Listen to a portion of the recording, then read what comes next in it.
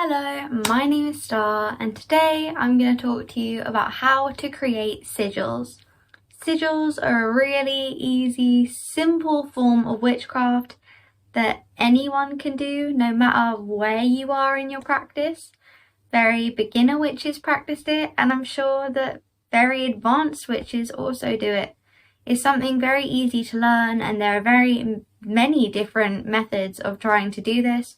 So here's the method I use, and I might also show you a couple other methods. And welcome to the garden.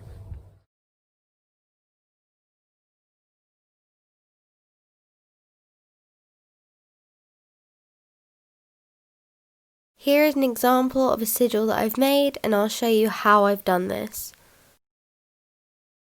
This is the 3x3 grid method, and this is the method that I use the most.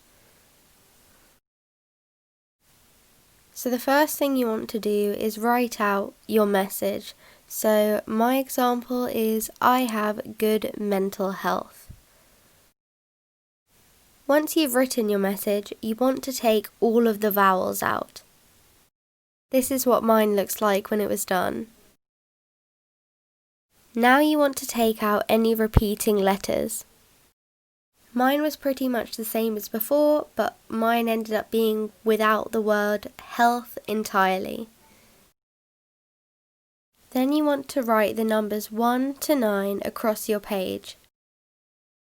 Then you will write the letters of the alphabet underneath each of these letters. So A will be 1, B will be 2, C will be 3, etc. By the end, it should look something like this. Now you want to take each letter and assign it to one of the numbers. So H is 8, V is 4, and just continue going on with that. This is what mine looked like in the end. Now write a 3x3 grid from 1 to 9. These do not have to be in any particular order, they can be any order you like, and you just have to kind of do trial and error with this, so you might want to write your grid out several times using different number arrangements. If two of your numbers next to each other are the same, you might want to cross them out to make the next step just a little bit easier. You want to take the numbers that you have and connect them on the 3x3 grid. It doesn't have to stay exactly on the grid. As you can see, some of mine stick out a bit, and that's perfectly fine. Now just write out what you have off of the grid.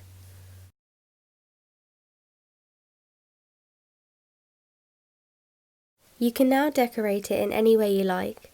When I first tried to do this sigil, I kind of just did loads of different designs and loads of different things to it, adding different lines and dots, but eventually you'll come up with something you like. This is my final result. However, now that I'm thinking about it, I quite like the one above. The next method I'm going to show you is what I like to call the circle method. It's quite similar to the last method. As you can see, I've done all the same steps as the last one up to the numbers. It's exactly the same. Write your message, take out the vowels, take out double letters, and then turn them into numbers. This time, instead of drawing a 3x3 grid, you want to write your numbers in a circle. They don't have to be in any order, but I have done them in order, although I could not get that 9 in, so I just kind of put it anywhere. Now, in the same way that you did last time, you want to connect all of your numbers together.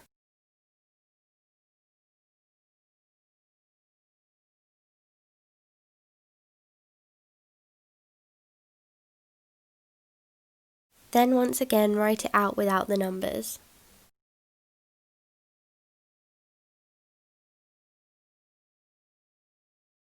This particular sigil I made kind of reminds me of a flower with a leaf. Up here would be where the flower would be. For this reason, I'm going to draw a little dot there to represent my little flower.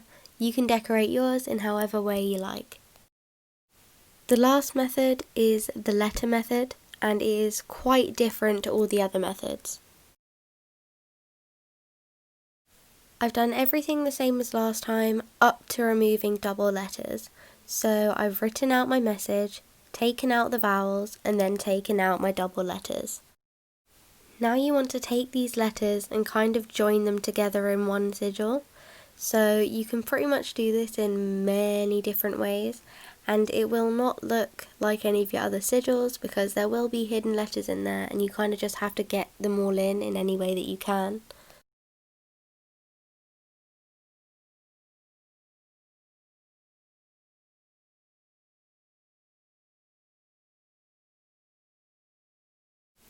This method particularly is really trial and error because there are so many combinations that you can do, and I think it's really hard to get something that you like because, as you can see, I've done another one, but you will soon see that I absolutely hate this sigil.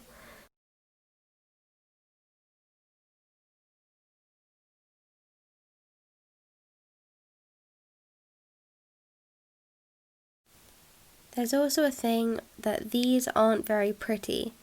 Now, you have to understand that sigils don't have to be pretty. Whilst it's nice, and that's why I like the other methods better, because I think they look a lot better, they don't have to be pretty. They just have to represent a message. Another thing about sigils is actually activating them. And there are lots of different ways to do this. So one way is by destroying it. This kind of makes the person feel like by destroying it, they've set it out into the universe. Set it out, set their intention, it's gone, it's out there. And you can do this by burning it, by tearing it, by putting it in water, by drawing it on your body and then washing it off. You can pretty much destroy it in any way you'd like.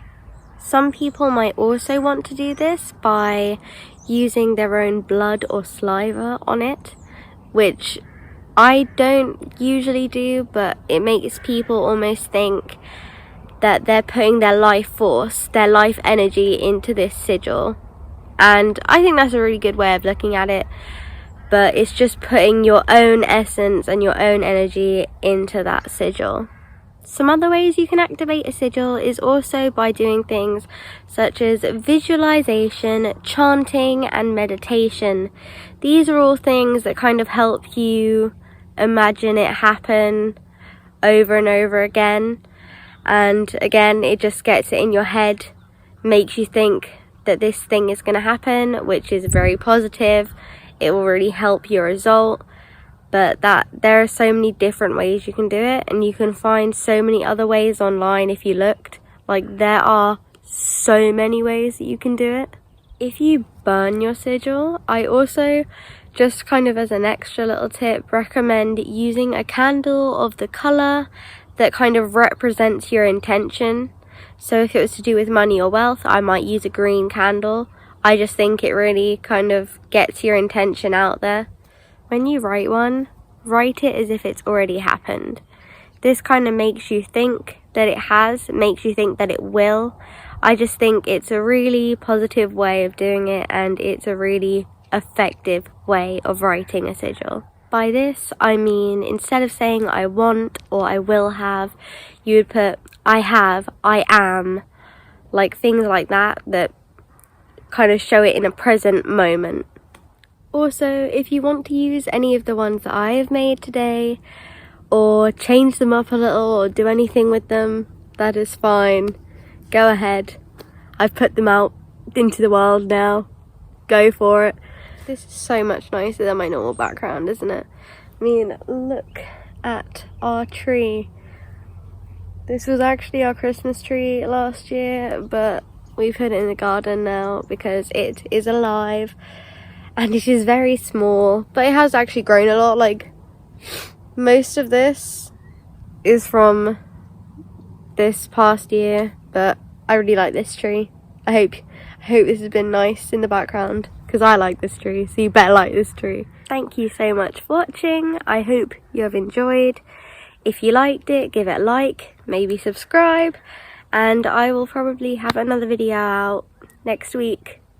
Hopefully all of this bunged up horrible sound will be gone by then. I hope. So I'll see you in another video.